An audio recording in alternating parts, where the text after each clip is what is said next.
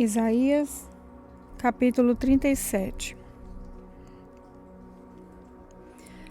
Assim que o rei Ezequias ouviu o que eles contaram, rasgou as suas roupas em sinal de tristeza, vestiu uma roupa feita de pano grosseiro e foi para o templo do Senhor.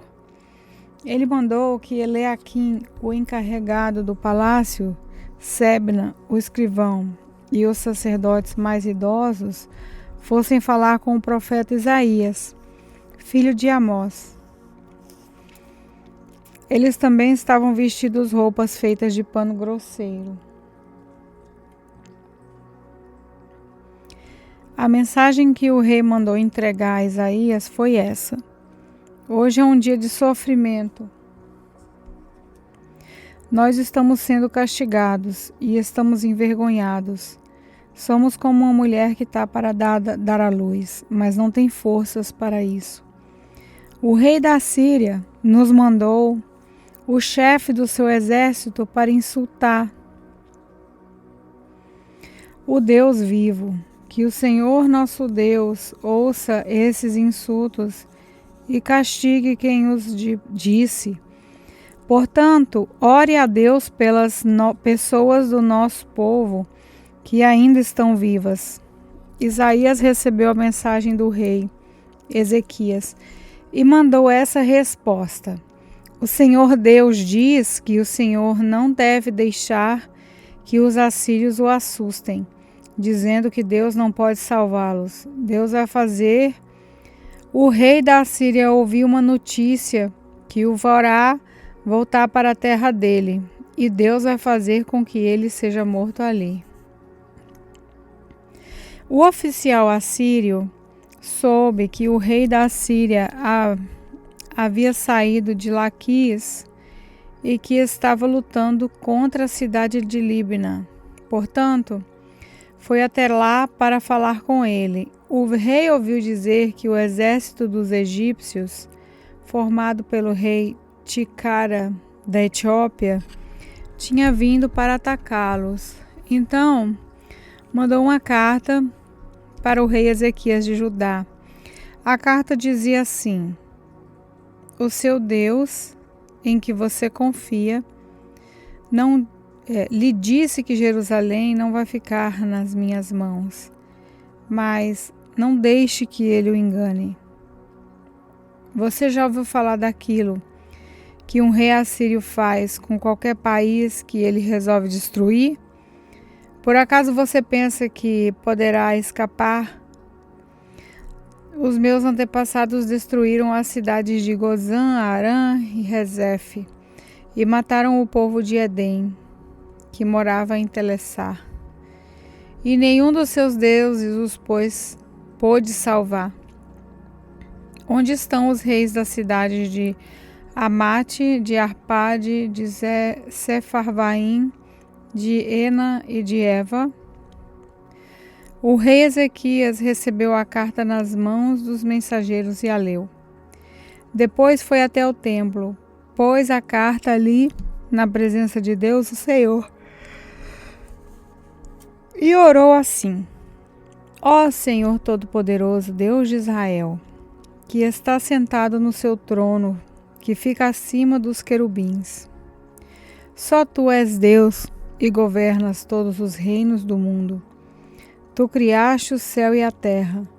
Ó Senhor, olha para o que está acontecendo com a gente. Escuta todas as coisas que Senaqueribe está dizendo a fim de insultar a ti, o Deus vivo. Todos nós sabemos, ó Deus, que os reis da Síria destruíram muitas nações, arrasaram as suas terras e queimaram os seus deuses, que não eram deuses de verdade, e assim imagens de madeira e de pedra, feitas por mãos humanas. Agora, ó Senhor, nosso Deus, salva-nos dos assírios, a fim de que todas as nações do mundo fiquem sabendo que só tu, ó Senhor, é Deus. Então, Isaías mandou uma mensagem para o rei Ezequias. Nela ele dizia que em resposta à oração do rei, o Senhor, o Deus de Israel, tinha dito o seguinte: a cidade de Jerusalém ri e caçou de você, Sanaqueribe, a quem você pensa que ofendeu e insultou. De quem zombou? Você fez tudo isso contra mim, o Santo Deus de Israel. Você me mandou os seus oficiais para se gabarem de que com os seus muitos carros de guerra você conquistou as mais altas montanhas do Líbano. Você se gabou de ter cortado os mais altos cedros e os melhores ciprestes e de ter chegado até o lugar mais distante da floresta.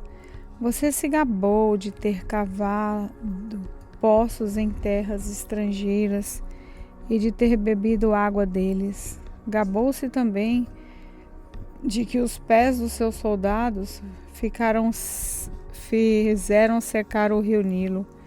Portanto, você não sabe que fui eu que planejei tudo isso há muito tempo e agora fiz tudo acontecer? Eu dei a você o poder de fazer cidades cercadas de muralhas virarem montes de entulho. Por isso, os seus moradores ficarão fracos e andarão cheios de medo e de vergonha.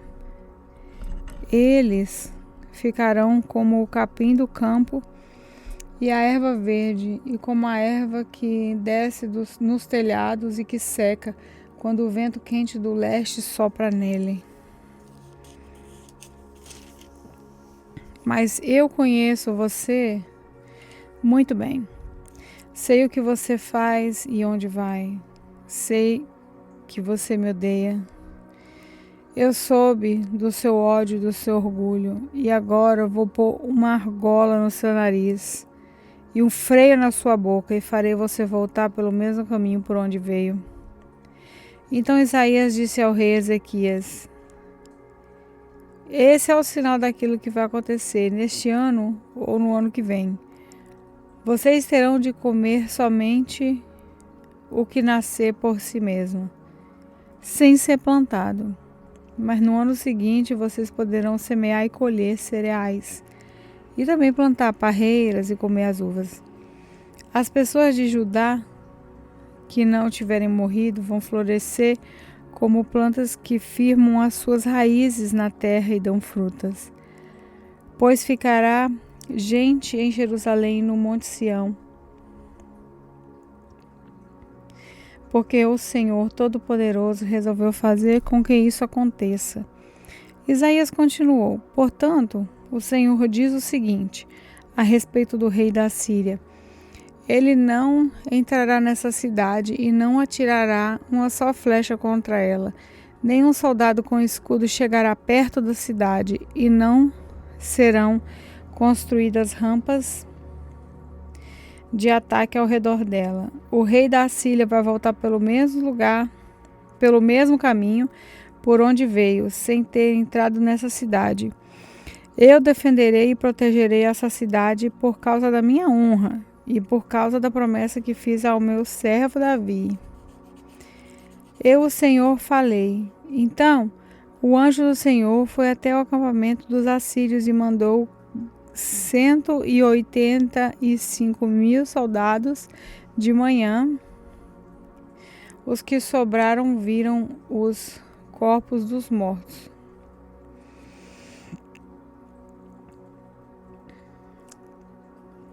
Aí Senaqueribe, o rei da Assíria, se retirou, voltou para Nínive e ficou lá.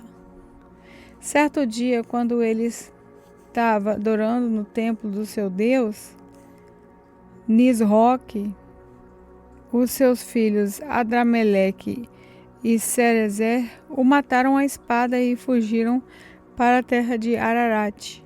Outro filho seu, chamado Esar, Adom, ficou no lugar dele como rei. Isaías capítulo 38. Por esse tempo, o rei Ezequias ficou doente e quase morreu. O profeta Isaías, filho de Amós, foi visitá-lo e disse: O Senhor Deus disse assim: Põe as suas coisas em ordem, porque você não vai sarar. Apronte-se para morrer. Então Ezequias virou o rosto para a parede e orou assim: Ó Senhor, lembra que eu tenho te servido com fidelidade e com todo o coração, e sempre fiz aquilo que querias que eu fizesse. E chorou amargamente. Aí Deus mandou que Isaías voltasse a falar com Ezequias e lhe dissesse: Eu, o Senhor, o Deus do seu antepassado Davi, escutei a sua oração e vi as suas lágrimas. Vou deixar que você viva mais 15 anos. Livrarei você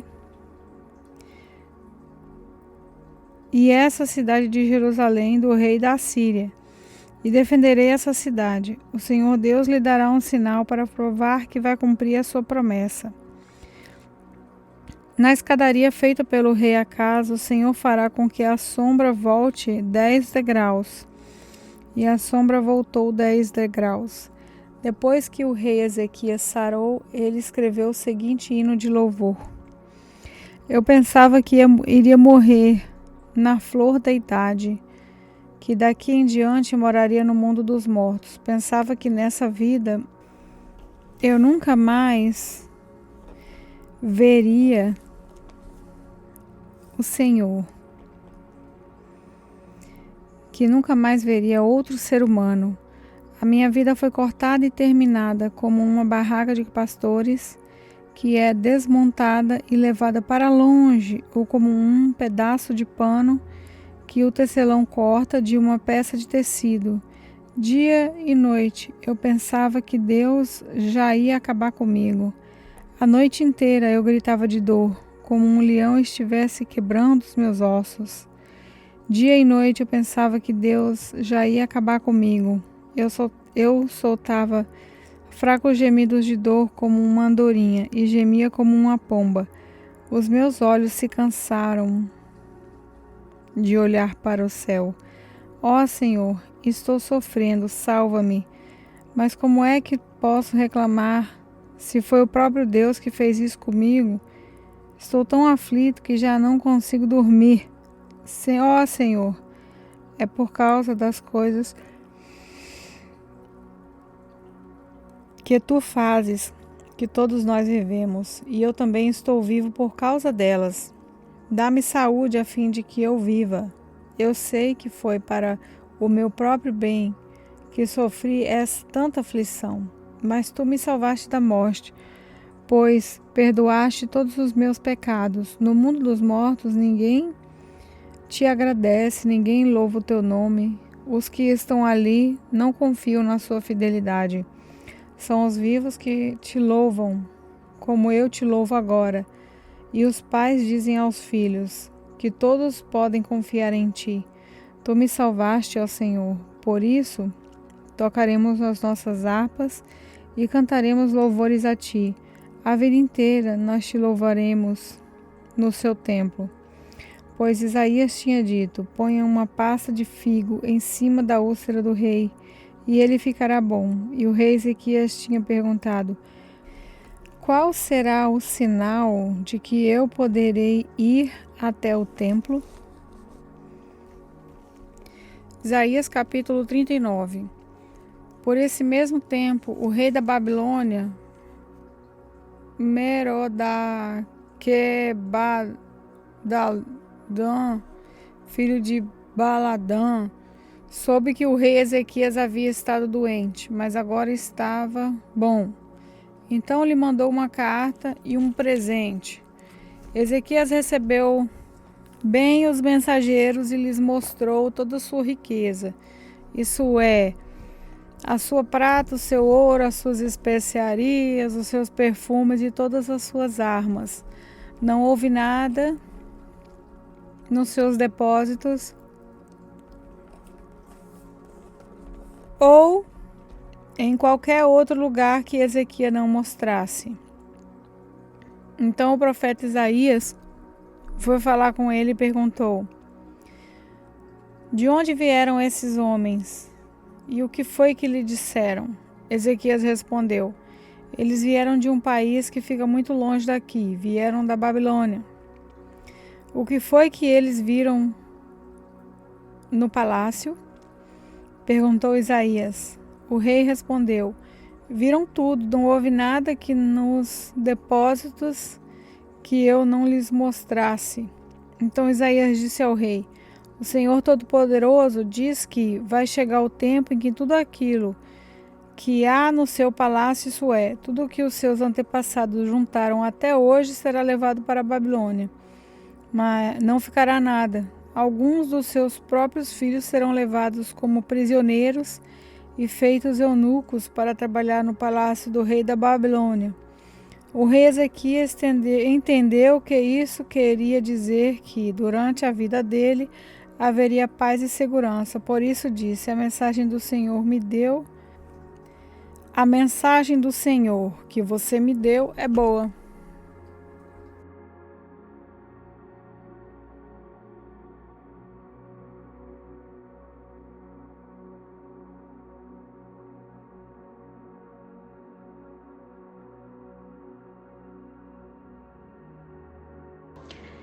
Queridos irmãos, a paz, aqui é a pastora Juliana. Vamos entrar em um momento de oração. Senhor amado, Deus Todo-Poderoso, pedimos que Tuas Sagradas Escrituras sejam vivas na nossa vida, que meditemos nela dia e noite para conhecer-Te melhor e para viver segundo a Tua vontade. Espírito Santo de Deus, pedimos a Ti para que fale conosco após esse estudo, que a Bíblia seja clara para nos mostrar o Evangelho da nossa salvação. Agradecemos a Tua providência, em nome de Jesus. Amém.